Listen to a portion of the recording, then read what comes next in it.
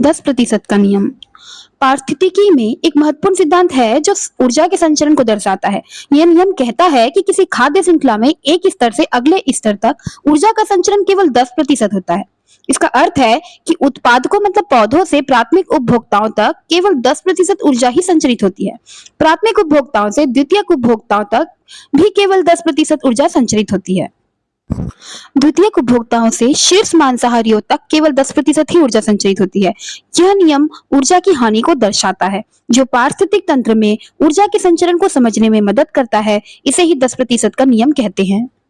ऊर्जा के प्रवाह को हम निम्न उदाहरण के जरिए समझ सकते हैं। इस उदाहरण में हम देख सकते हैं कि उत्पादक अर्थात पेड़ पौधे सूर्य की ऊर्जा अर्थात सौर ऊर्जा का उपयोग करके प्रकाश संश्लेषण की क्रिया में कार्बनिक भोज्य पदार्थ का निर्माण करते हैं। अर्थात उनके पास यदि प्राप्त ऊर्जा की मात्रा 1000 किलो जूल है तो उसमें से 90% वो अपने जैविक क्रियाकलाप जैसे कि श्वसन, प्रकाश संश्लेषण, परिवहन, अपशिष्ट पदार्थों को शरीर के बाहर निकालना इस रूप में खर्च कर देते हैं। इसके अलावा उत्पादक अर्थात पेड़ पौधों की शारीरिक गतिविधियां और जितनी भी क्रियाएं उनमें होती है, रसारोहण, जितनी भी जैविक क्रियाएं होती है, सब में अपना 90% अर्थात 1000 का 90% होता है 900 किलो जूल ऊर्जा जैविक प्रक्रियाओं में खर्च कर देते हैं।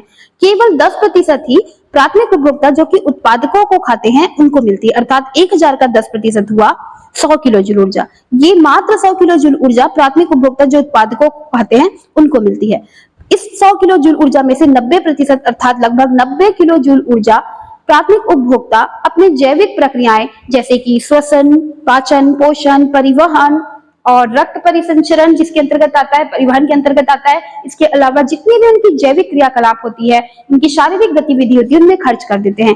केवल बचता है 100 किलो जूल में से केवल 10% बचता है। 100 किलो जूल ऊर्जा का 10% होता है 10 किलो जूल। अब ये प्राथमिक उपभोक्ता को खाने वाले जीव द्वितीयक उपभोक्ता होते हैं जिनमें 10 किलो जूल उनको प्राप्त होता है जो कि प्राथमिक उपभोक्ता से प्राप्त होता है। अब यही 10 किलो जूल ऊर्जा में से 90% अर्थात 9 किलो जूल ऊर्जा द्वितीयक उपभोक्ता भी अपने जैविक क्रियाकलाप में खर्च कर देते हैं।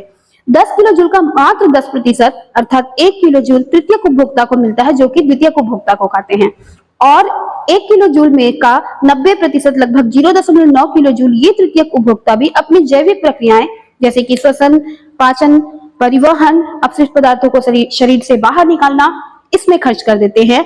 और मात्र इनका जो 1 किलो जूल ऊर्जा है उसको जो अपघटक होते हैं जो इन सभी जीवों को क्या करते हैं, अपघटित करते हैं, डिकम्पोज करते हैं, उनको मिलता है। यही 1 किलो जूल इनको डिकम्पोज अर्थात अपघटित होने के बाद अपघटकों के जरिए वातावरण में मुक्त कर दी जाती है। इस प्रकार हम यहाँ पर देख सकते हैं कि प्रथम पोषक स्तर से लेकर अंतिम पोषक स्तर तक प्रत्येक चरण में केवल 10% ऊर्जा ही प्रत्येक पोषक स्तर को ट्रांसफर होती जाती है। 10% के नियम को हम एक अन्य उदाहरण के जरिए समझते हैं। जैसे कि हम देख सकते हैं कि झील में पाए जाने वाले पौधे, शैवाल व अन्य पौधे जो कि उत्पादक होते हैं वहां के, वो प्रथम पोषक स्तर पे हैं।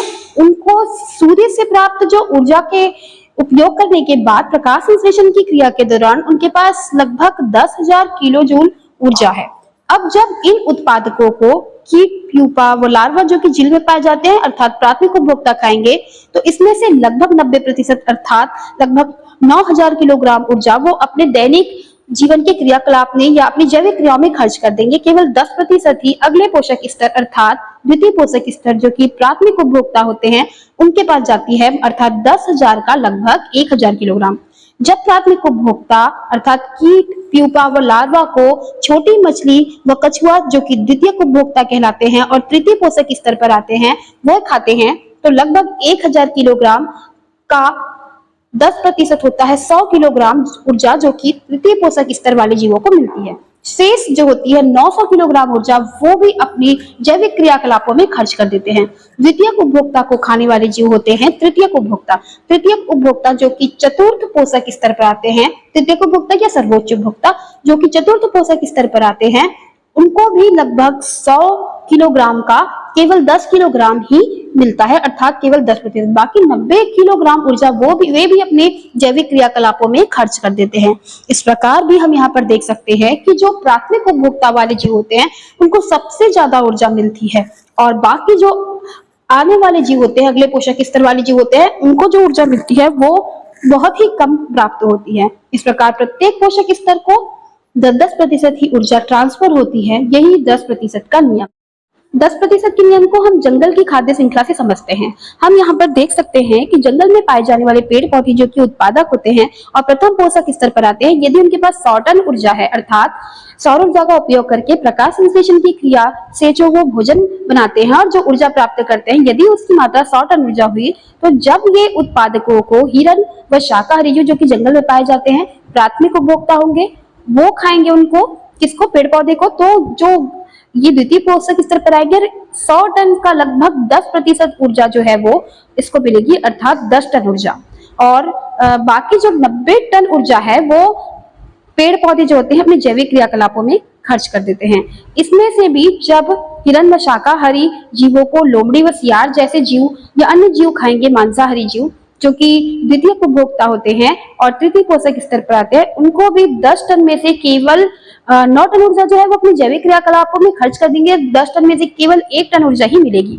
ठीक इसी प्रकार द्वितीय उपभोक्ता को खाने वाले जो जीव होते हैं, जैसे कि बाघ व अन्य मांसाहारी जीव जो कि तृतीय उपभोक्ता में आते हैं, उनको भी 1 टन का 10% मात्र, अर्थात ओनली सिर्फ 0.1 टन, अर्थात 0.1 टन ऊर्जा ही प्राप्त होगी।